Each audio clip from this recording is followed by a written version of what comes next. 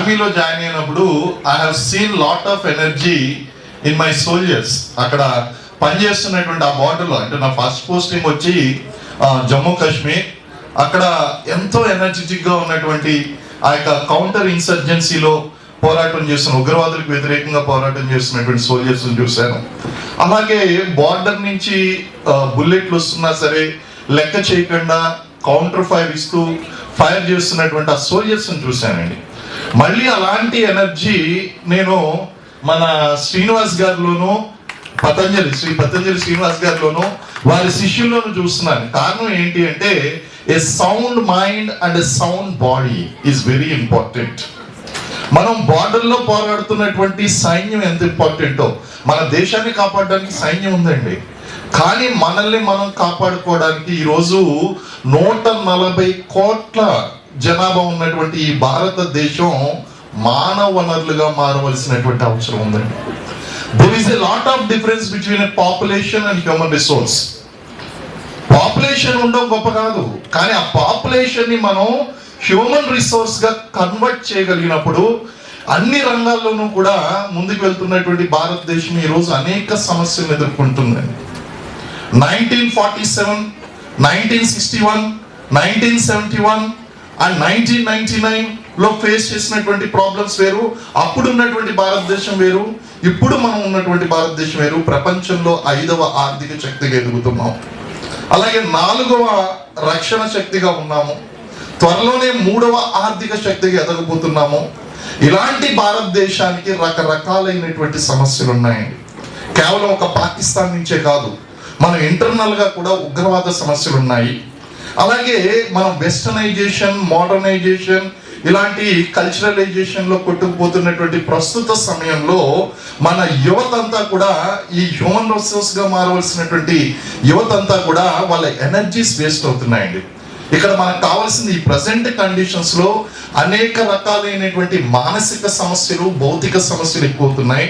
వీటిని అధిగమించాలి అంటే ఖచ్చితంగా మనకు కావాల్సింది ఒక disciplined way of life, that is yoga. Yoga అనేటువంటిది కేవలం ఒక ఫిజికల్ ట్రైనింగ్ మాత్రమే కాదండి, అది ఒక యోగం. ఆ యోగాన్ని అందుకోవడానికి ఈ 141 కోట్ల మంది జనాభా కూడా ముందుకు వచ్చినట్లయితే మనకు వస్తున్నటువంటి యొక్క రకరకాలైనటువంటి సమస్యలు ఏదైతే ఉన్నాయో, నాట్ ఓన్లీ ఎక్స్టర్నల్ అగ్రెషన్ అండి. మనం ఏమనుకుంటాం అంటే దేశానికి ప్రమాదం అనేటువంటిది ఎవరో పాకిస్తాన్ వాళ్ళు ఎవరో సృష్టిస్తారని. టుడే ఐఎమ్ టెల్లింగ్ యూ, మన దేశానికి ఉన్నటువంటి అతిపెద్ద సమస్య ఏంటంటే మన యొక్క అభివృద్ధిని చూసి ఓర్చుకోలేనటువంటి శత్రువులు ఎవరైతే ఉన్నారో మన దేశానికి న్యూక్లియర్ థ్రెట్ ఉందండి. 100% న్యూక్లియర్ థ్రెట్ ఉంది. ఆ న్యూక్లియర్ థ్రెట్ ను మనం ఎదుర్కోవాలి అంటే గనక మనం ఒక డిసిప్లిన్ వే ఆఫ్ లైఫ్ ప్రకారం ఒక డిసిప్లిన్ వేని అలవాటు చేసుకోవాలి. మనకి గవర్నమెంట్ బ్లాక్అవుట్స్ అంటది, లేకపోతే సివిల్ డిఫెన్స్ ట్రైనింగ్ అంటది, లేకపోతే యుద్ధ సమయాల్లో ఈ విధంగా ప్రవర్తించాలి అంటారు. ఇవన్నీ కూడా మనం ఫాలో అవ్వాలి అంటే ఫస్ట్ మనం డిసిప్లిన్ గా ఉండడం నేర్చుకోవాలండి. ఆ డిసిప్లిన్ అనేటువంటిది ఎలా వస్తుంది? A sound mind and a sound body, a combination is yoga. Yoga వల్ల మాత్రమే సాధ్యమవుతుందండి. అందులోనూ దీన్ని ఒక యోగంగా తీసుకుని ఆయన యొక్క జీవితాన్ని, ఆయన యొక్క మిగిలినటువంటి జీవితాన్ని, another that's great, will think that more than 100 definitely యోగాలో ఉన్నటువంటి వాళ్ళకి మోర్ దెన్ శతాయుష్కులై ఉంటారండి. ఆ మిగిలినటువంటి 60 years కూడా ఈ సమాజానికి ఆయన ఇవ్వాలి, అంతకు మించి ఇవ్వాలి అనేటువంటిది మనం అందరం కోరుకుందాం. కారణం ఏమిటి అంటే ఇది ప్రతి ఒక్కరిని కూడా, సమాజంలో ఉన్నటువంటి ప్రతి వ్యక్తిని కూడా యోగా వైపు నడిపిస్తూ ఒక అద్భుతమైనటువంటి సేవ అండి. ఒక అద్భుతమైన, కేవలం బార్డర్లో నుంచున్నటువంటి వాళ్ళే ఈ దేశానికి సేవ చేస్తున్నారు అనుకుంటే పొరపాటు. వాళ్ళ వంతు సేవ వాళ్ళు చేస్తున్నారు, కానీ మన వంతు సేవ మనం ఏం చేయాలి అంటే గనక మన వల్ల సమాజానికి ఏమవుతుంది అనేటువంటి చూసుకోవాలి. అలాగే మనల్ని మనం కాపాడుకుంటే దేశాన్ని కాపాడుకున్నట్టే.